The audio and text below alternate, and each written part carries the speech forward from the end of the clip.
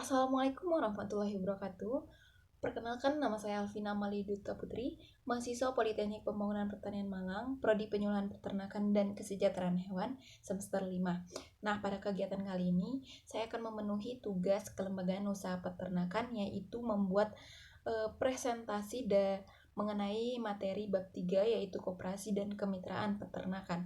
Nah, langsung saja, di mana bab 3 ini membahas 5 subbab. Yang pertama ada subbab pertama, pengembangan koperasi perunggasan. Yang kedua, perbedaan koperasi tradisional dan perbedaan koperasi generasi baru. Yang ketiga ada agribisnis peternakan dengan pola kemitraan.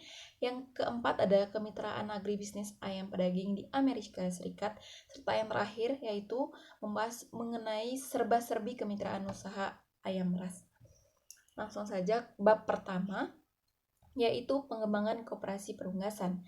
Nah, dalam Undang-Undang Nomor 22/1992 tentang perkoperasian disebutkan koperasi adalah badan usaha yang beranggotakan orang-orang atau badan hukum koperasi dengan melandaskan kegiatannya berdasarkan prinsip-prinsip koperasi sekaligus sebagai gerakan ekonomi rakyat yang berdasar atas asas kekeluargaan. Nah, dalam bisnis perunggasan, yang untung besar adalah di sektor saproanak atau sektor hulu dan sektor hilir atau industri pengolahan dan pemasaran. Sehingga apabila koperasi perunggasan ingin meningkatkan keuntungannya, tidak cukup hanya bergerak di sektor budaya, tetapi juga harus mengelola usaha pembibitan sendiri, pabrik, pakan, dan juga rumah potong ayam serta jalur distribusi untuk memperlancar aspek pemasarannya. Yang artinya koperasi harus menangani seluruh kegiatan sektor perunggasan dari hulu hingga hilir. Apa ini mungkin? Untuk meningkatkan skala produksi saja memerlukan dana jutaan rupiah. Nah, kalau koperasi ingin menangani kegiatan dari hulu sampai hilir, berapa triliun dana yang diperlukan dan dari mana koperasi memperoleh dana sebanyak itu? Sementara koperasi hanya dinyatakan sebagai kumpulan orang-orang, bukan kumpulan modal. Jika koperasi ingin berhasil sebagaimana swasta, seharusnya koperasi tidak cukup hanya dinyatakan sebagai kumpulan orang-orang, tetapi juga kumpulan orang-orang yang bermodal.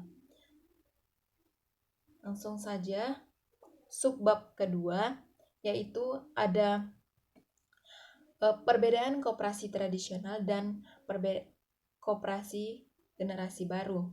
Nah, kerjasama usaha dalam wadah koperasi merupakan satu cara untuk mengembangkan usaha dan meningkatkan pendapatan produsen pertanian atau petani dan peternak. Dengan berkoperasi, produsen dapat mengembangkan usaha dalam bidang pengolahan dan pemasaran hasil, sehingga dapat meningkatkan kesejahteraan mereka.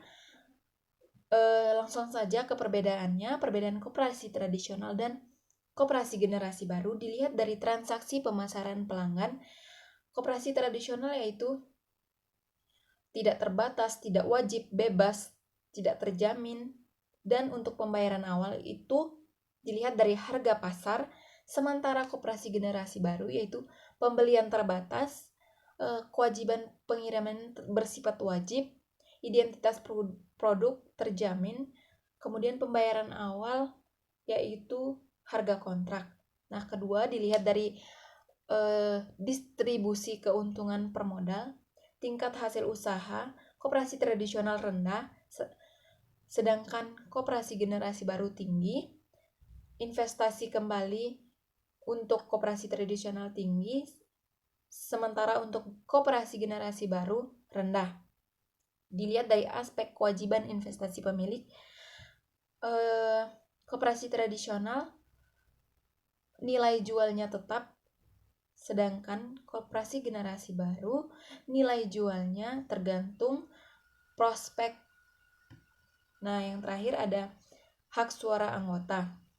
Dilihat dari koperasi tradisional, persyaratan keanggotaan hak suara yaitu longgar, biasanya 1 suara, sedangkan untuk koperasi generasi baru ketat dan jumlahnya bervariasi.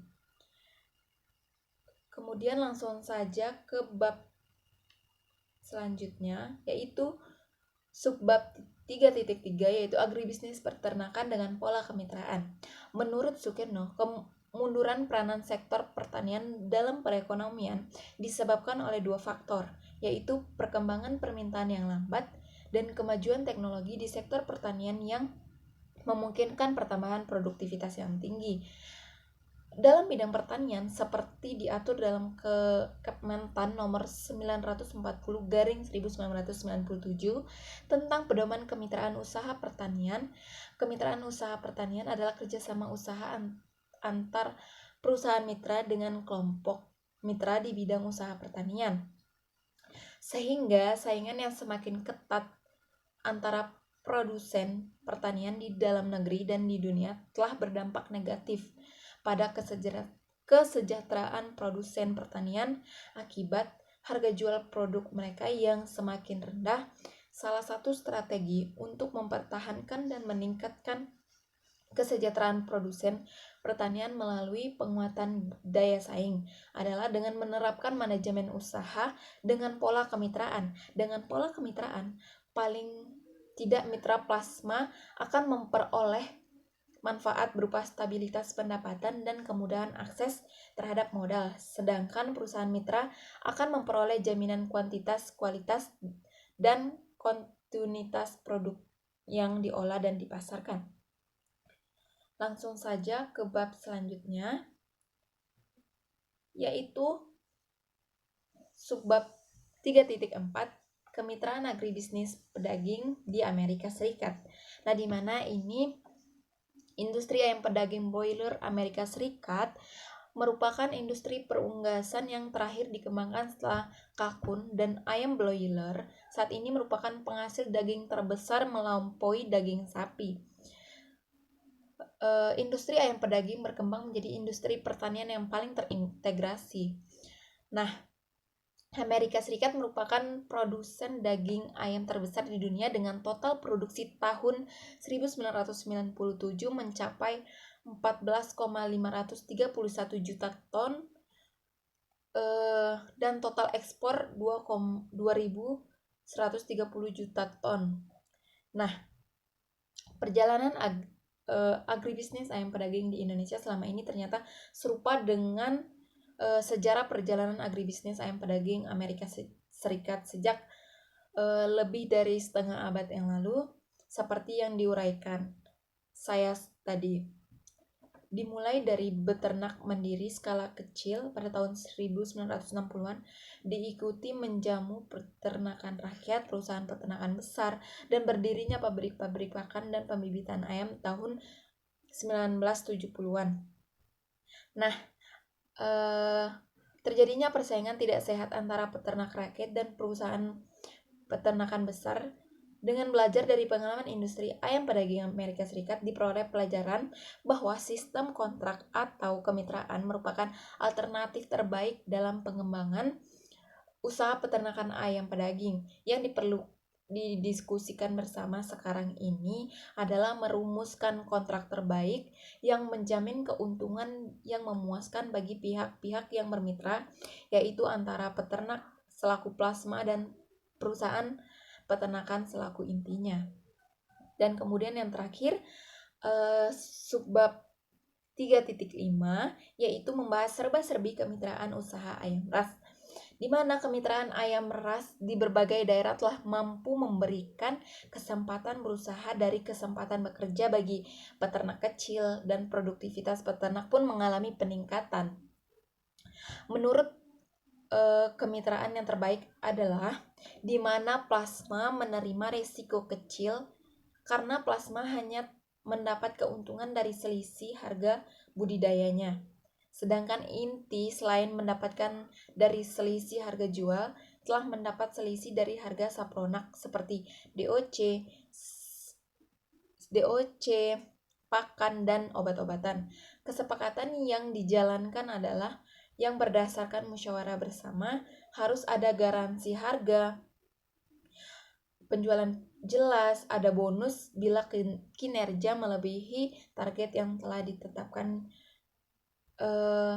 Kemudian konsep kemitraan adalah win-win solution, di mana semua harus diperhitungkan untung ruginya. Kerjasama harus tertulis dan disepakati bersama, dan dalam kurun waktu tertentu dievaluasi kembali karena komoditas perunggasan masih fluktuatif. Mungkin itu saja yang dapat saya sampaikan. Kurang lebihnya saya mohon maaf. Wabillahi taufik wal hidayah. Wassalamualaikum warahmatullahi wabarakatuh.